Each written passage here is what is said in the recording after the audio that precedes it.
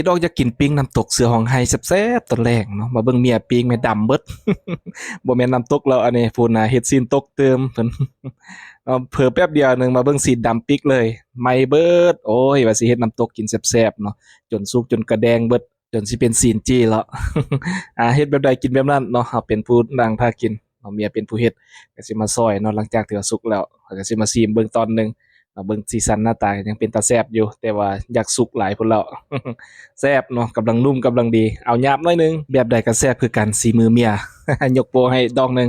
อ่าหลังจากนั้นเมียก็จะเป็นผู้ซอยเนาะยังมีอีกเมนูหนึงเมนูเด็ดเนาะตอนนี้ก็คือจีมะเอืองกาเนาะแต่ละบ่อนเอิ้นมากแม่นหยังอันนี้สำหรับข้อยอะนะ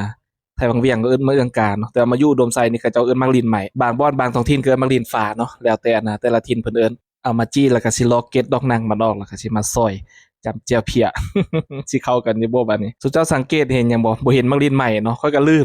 มคิดบ่ออกเลยมาตัดคลิปจึงหามาคิดออกตอนตัดคลิปนี้